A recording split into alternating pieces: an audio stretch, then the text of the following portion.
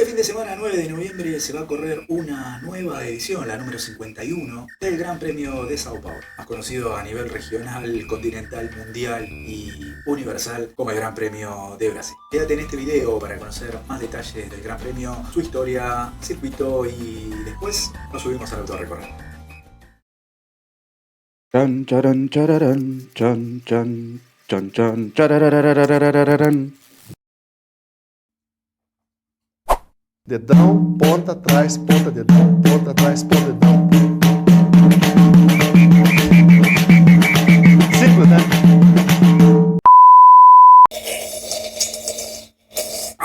Bueno está. Hola, como siempre, a toda la poca gente que ve. ¿Cómo les va? Me puse los anteojos de una para no tener que andar penando. Este 9 de noviembre se va a celebrar la ronda número 21 del Campeonato Mundial de Fórmula 1. En este caso va a ser la 51ª edición del Gran Premio de Brasil. En el circuito José Carlos Pache, Interlagos para los amigos, de la ciudad de San Pablo. Por eso hoy vamos a recorrer un poco su historia, sus comienzos, el circuito. Vamos a mencionar un poco de historia del mismo. Repasar qué pasó el año pasado en la temporada 2024, que nos regaló una de las mejores carreras de los últimos tiempos. Y también nos vamos a subir al auto y vamos a recorrer el circuito, conocer sus curvas y todo aquello que hace que el Gran Premio de Brasil sea uno de los mejores de todo el calendario. Empecemos con los datos del Gran Premio de Brasil. El circuito, desde cuándo se disputa, en qué circuito se ha corrido, qué lo hace tan especial a este Gran Premio. El Autódromo José Carlos Pache está emplazado en el barrio de Interlagos, en la ciudad de San Pablo.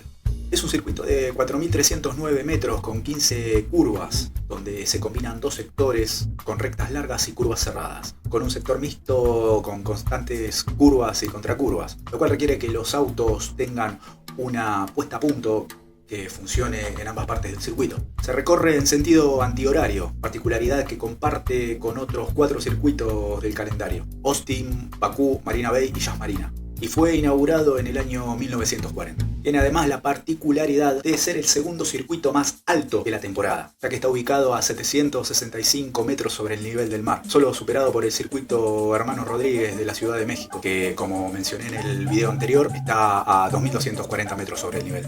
En su primera configuración fue un circuito de casi 8 kilómetros, trazado que con el paso del tiempo se fue desgastando considerablemente. No fue hasta 1989 que tomó su forma y tamaño con el que hoy lo conocemos, para de esa manera satisfacer los estándares de seguridad que la FIA pedía en esos tiempos. Desde su creación hasta fines de los años 1970 fue conocido como Interlagos, y se sigue conociendo como Interlagos, debido a que la pista fue construida en una región entre dos lagos artificiales que fueron diseñados a principios del siglo XX para abastecer a la ciudad de San Pablo con agua potable y energía eléctrica. Llegado el fin de los años 70, el autódromo fue rebautizado como José Carlos Pache. José Carlos Pache. No pase, como he visto en otros lados. ¿Quién fue José Carlos Pache? Pache fue un piloto brasileño, nacido en San Pablo, hijo de inmigrantes italianos. Por eso se pronuncia Pache. ¿Lo pronuncio correctamente? Pache es paz en italiano. Sì, corretto. Pache. Per cortesia, me lo ripeti ancora. Pache. Mi scusi, con me? Pache. Bravo!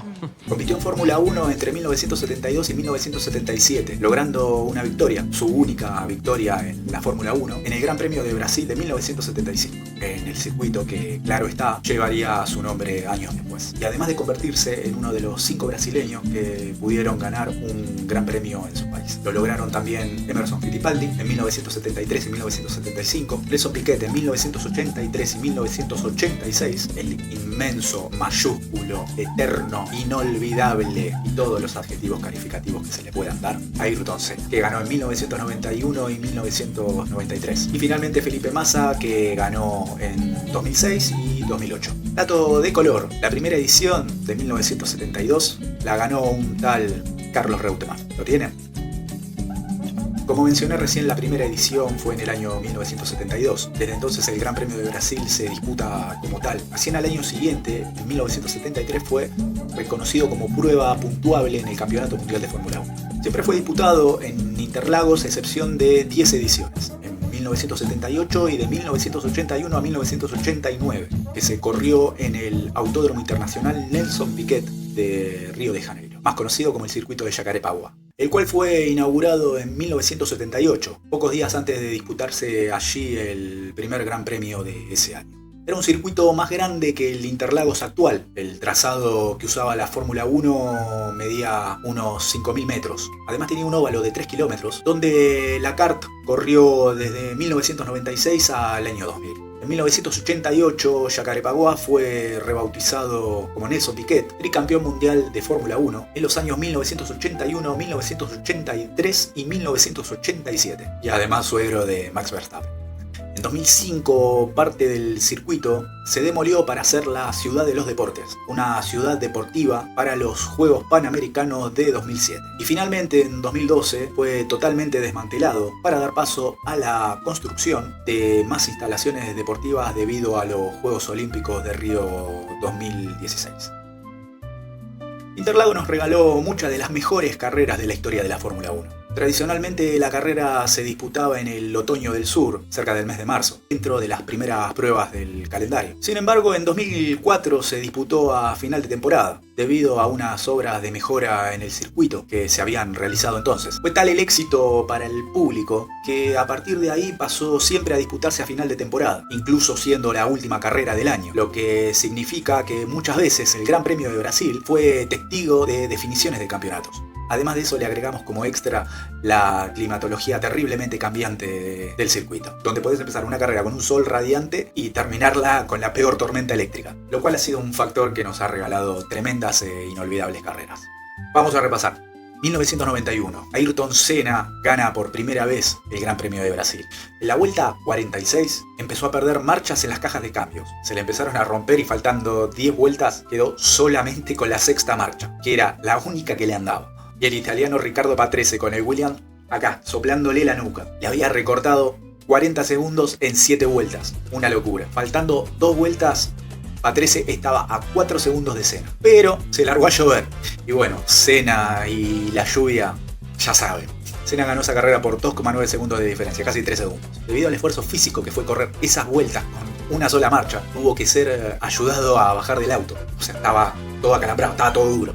Lo tuvieron que trasladar a los boxes en el auto médico, para luego sí subirse al podio y festejarlo con su gente.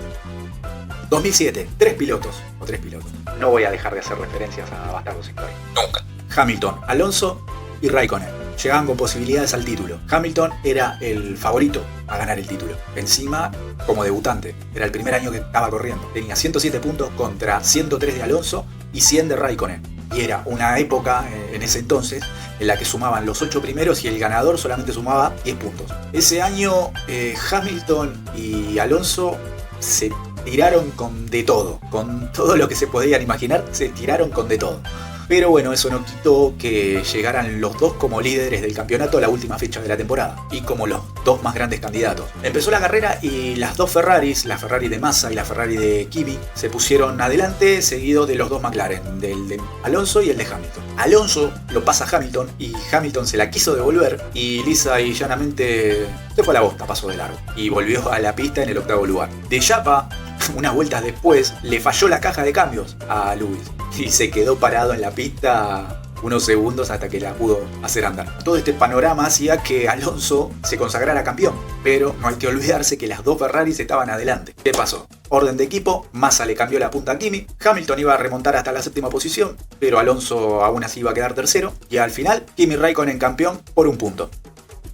2008, un año después de Kimi Raikkonen campeón, el último título de Ferrari hasta la fecha, se iba a dar una de las definiciones más apretadas y más increíbles de la historia. Hamilton llegaba con 7 puntos de diferencia sobre Felipe Massa. Massa salía desde la pole, bajo una lluvia torrencial. Cuando no, Lewis Hamilton necesitaba llegar quinto para poder consagrarse. A Massa nadie lo iba a bajar del primer lugar. A falta de 6 vueltas, Hamilton cae al 6º lugar, superado por un tal Sebastian Vettel, que estaba haciendo su segundo año en la Fórmula 1 con Toro Rosso.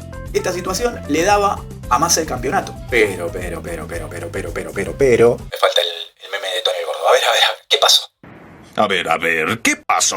Hamilton y Vettel habían parado un par de vueltas atrás para cambiar a gomas de lluvia, cosa que el piloto alemán Timo Glock no hizo. En la última vuelta, Glock, al verse en desventaja con los neumáticos lisos, empezó lógicamente a perder rendimiento. ¿Qué pasó? Vettel y Hamilton lo adelantaron en la última curva de la última vuelta. Por ende, Hamilton recuperó el quinto lugar y se llevó el campeonato. La peor parte se la llevó el pobre Massa, que festejaba como campeón, e incluso en los boxes de Ferrari festejaban el campeonato, sin saber que Hamilton lo había pasado a Timo Glock en la última curva de la última vuelta. O sea, técnicamente Massa fue campeón durante 30 segundos. O sea, sí, pero no.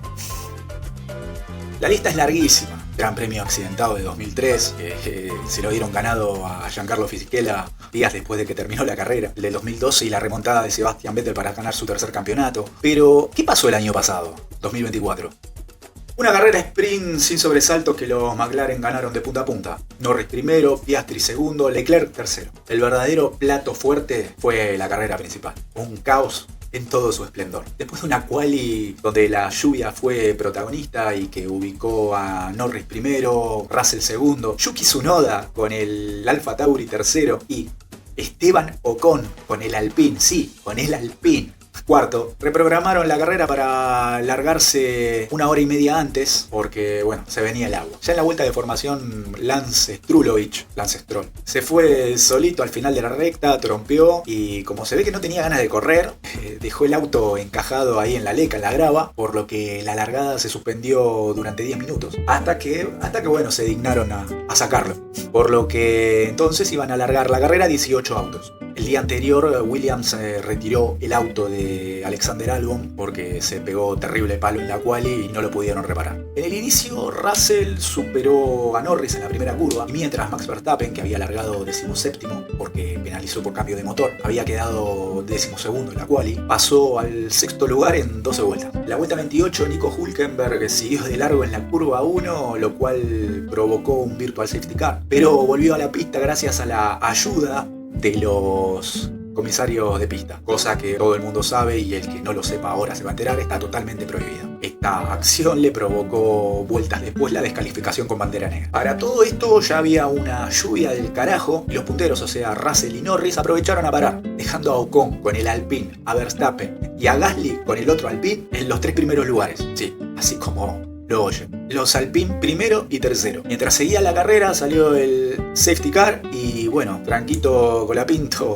después de meterse a los boxes cuando estaba queriendo alcanzar al pelotón, se la puso toda a la salida de la última curva. Cuando digo que se la puso toda, rompió todo el auto. Esta acción provocó la bandera roja faltando 35 vueltas a la mitad de la carrera. Una vez reanudada la carrera, Norris se pasa de largo en la curva 4 y pierde el cuarto lugar que tenía y cae al quinto. Y vueltas más tarde, Carlos Sainz se la pone toda y sale otro safety car. Cuando se reanuda la carrera, Verstappen pasa a Ocon, que seguía manteniendo el primer lugar y no lo iba a dejar más por toda la carrera. Después de eso, poco iba a pasar. Ganaría la carrera Max Verstappen, dando una lección magistral en lluvia, sacándole 19 segundos a Ocon y 22 segundos a Gasly, los dos Alpine, que llegaron segundo y tercero. No es un universo paralelo. Los Alpine llegaron segundo y tercero, dejando así una hermosa e inolvidable carrera. ¿Vamos a subirnos al auto y ver el circuito? Bueno, vamos a recorrer el circuito. Vamos a hacerlo despacito, curva por curva. Vamos a usar el hash de Kevin Magnussen. Magnussen que hizo la pole de la sprint acá en Brasil en 2022 contra todo pronóstico. Vamos a agarrar la curva principal y vamos a ir a la curva 1 y 2, la más icónica del circuito, la S de Senna. Dos curvas entrelazadas de izquierda a derecha, desembocan en la curva 3, que es la curva do Sol, que nos va a llevar a la recta que abre la primera zona de DRS. Acá no se abre el DRS porque está lloviendo. Acá tenemos la curva 4 y 5, que es la descida do Lago, que es una... casi me voy. Son dos curvas descendientes. Curvas 6 y 7, curva de la Ferradura. Acá gasta muchísimo neumático y acá entramos a la zona mixta. La curva 8, que es la Aranchinha. La curva 9, que es Piñeiriño, y acá tenemos la curva 10, que se llama Bico de Pato. Curva 11, que se llama Mergulio. Y curva 12, se llama Junsao. Acá tenemos la curva 13. Y ya vamos a la curva 14-15. Acá empieza la zona de DRS para desembocar en la curva 15 que deja en la recta principal. En realidad la curva 12, de la 13 a la 15 se toman como una recta. Es todo en subida. Ahora sí, con neumáticos rocos y la pista seca, vamos a intentar dar una vueltita rápida.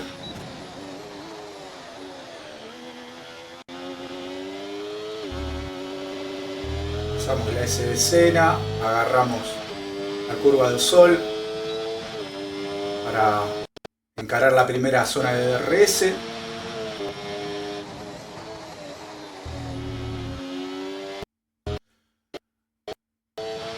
En las curvas 4 y 5 es muy usual que los autos se pasen de largo, juega mucho el límite de pista.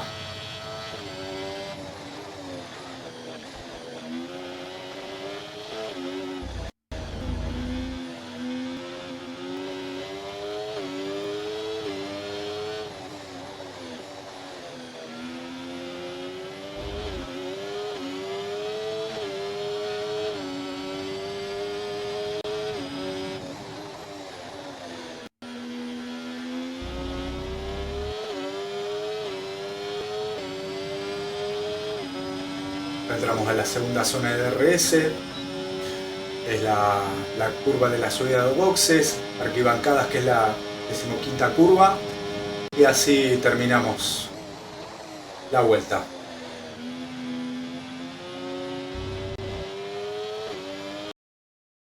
Espero que les haya gustado este video. Si les gustó, ya saben qué es lo que tienen que hacer, es lo mismo que dicen todos los canales de YouTube. A la puta que te parió. Solamente que yo no los voy a obligar. Pero si quieren decir que soy una mierda en comentarios, lo voy a aceptar. Todo es bienvenido.